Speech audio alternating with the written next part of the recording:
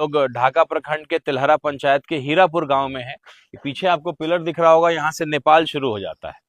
और जो पूरे इस इलाके में जो बाढ़ और पानी की समस्या, आज हजारों लोग का फसल जो है खराब हो गया। और वैसे लोग जो गरीब लोग जो बटैया का खेत लेते हैं, अगर फसल क्षति का अनुदान मिलेगा भी तो बेचारे वो जमीन के मालिकों को मिलेगा, वो गरीबों को नहीं मिलेगा। तो ये मूलभूत समस्या है। हम लोग ढाका विधानसभा के प्रत्याशी के रूप में बेशक हैं, लेकिन हम लोग जिस भी पंचायत में जाते हैं वहाँ के मेन मुद्दों को उजागर करने का प्रयास करते हैं, उसको चिन्हित करने का प्रयास करते हैं और आने वाले भविष्य में कैसे इस समस्या का समाधान करें उसके लिए हर संभव प्रयास हम लोग करेंगे। तो आज इस पूरे इलाके का बाढ़ का जो समस्या है, चूंकि पानी यही नेपाल से आता है, मैंने बताया कि वो जो पोल दिख रहा है उसके बाद नेपाल शुरू हो जाता है और जो लगिया नदी का जो पानी आता है जी, अच्छा, हाँ, जान नदी जो है। तो ये जो बांध की समस्या है, अगर बांध यहाँ बन जाता है तो हमारे जो इंडिया में जो नेपाल का पानी आता है उसकी समस्याओं को परमानेंट समाधान कर सकते हैं। आप 6-6 हजार रुपया बांटते हैं फसल क्षति में, या आप और तरह की जितनी भी सड़कें आप बनाते हैं वो हर साल टूट जाता है, क्योंकि बाढ़ का पानी आता है।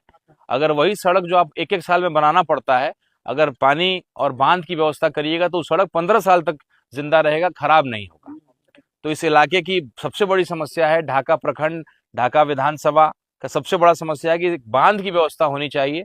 अगर बांध की व्यवस्था हो जाएगी तो पूरा इलाके का किसान जो है फलेगा फूलेगा, उनके फसल का जो है हर साल लगभग नुकसान होता है। तो हम लोग परमानेंट अगर समाधान करना चाहते हैं तो एक बांध की 2004 से ये हालात हैं और हम लोग को परमानेंट समाधान अगर करना है तो यहाँ एक बांध की व्यवस्था होनी चाहिए। इस इलाके का सबसे महत्वपूर्ण काम मुझे लगता है कि ये है, क्योंकि अगर बांध की व्यवस्था होगी तो जो सड़कों में पानी आता है, सड़कें भी लंबे समय तक होगी, या और भी जो विकास के कार्य होते हैं, पानी के आ जाने से, आवागमन होने से वो चीजें खराब हो जाती हैं। कोई सड़क जो है बहुत लंबे समय तक वो जिंदा नहीं रह पाता और हर साल 2 साल में हमें दोबारा एक ही सड़क को बार बार बनाना पड़ता है। और किसानों का, गरीबों का जो नुकसान होता है वो तो अलग है।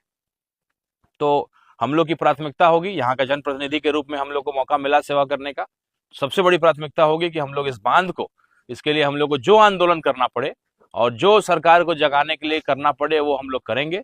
और पहली लड़ाई हम लोग शुरू करेंगे कि बांध की व्यवस्था हो, ताकि यहाँ का कोई गरीब जो है बाढ़ के पानी से और जो है खून के आंसू आज गरीब रो रहा है, प्रशासन को कोई चिंता नहीं है ना। आज कुछ इलाकों में दरी नहीं, त्रिपाल नहीं, खाने की व्यवस्था नहीं, कैंडल नहीं, लाइट नहीं, कोई सांप काट ले, कोई बच्चा डूब के मर जाए, कोई चिंता नहीं, कोई जागरूकता अभियान नहीं।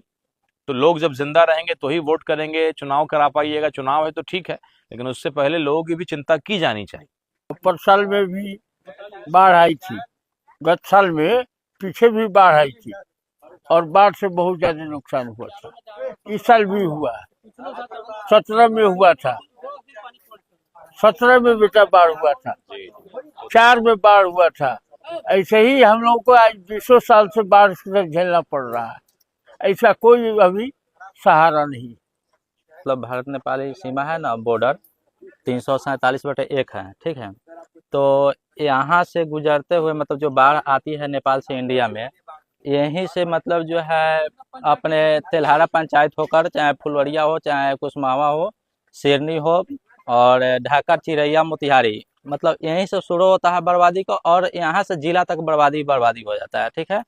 उसके बाद जब बर्बाद होने के बाद जब पूरा 8 से 10 दिन, 12 दिन, 15 दिन जो बीत जाता है, बीतने के बाद ही मतलब यहाँ से पानी खत्म होता है। जब पानी खत्म यहाँ से होता है तो समझिए उधर जो है धीरे धीरे खत्म हो जाता है। और इस इलाके का जो सबसे बड़ा जो कहिए कि बर्बाद होने का या विकास नहीं होने का सबसे बड़ा मुद्दा है, ये बांध अगर बन जाए तो किसान से लेकर के विकास का हर काम बेहतर तरीके से हो सकता है। तो मुझे लगता है कि ये सबसे बड़ा एक समस्या है जिसका समाधान करना हम लोग का फर्ज होगा।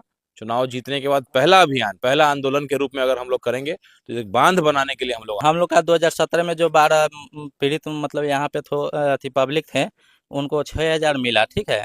उसके बाद में फिर 19, 20, 21 मतलब बाढ़ आया तो कुछ पब्लिक से यहाँ मतलब राय विचार लिया गया। तो पब्लिक मतलब लोग बोला कि हम लोग का 6000 नहीं चाहिए, बांध चाहिए। लेकिन उस समय शायद रामा देवी जो था मतलब सांसद, उन्हीं के नेतृत्व में ये सब हुआ था। लेकिन आज तक कोई बांध का ही नहीं हुआ। उसके बाद 6000 भी बंद हो गया, न 6000 मिला न बांध हुआ, दोनों के दोनों मतलब स्थगित रह गया।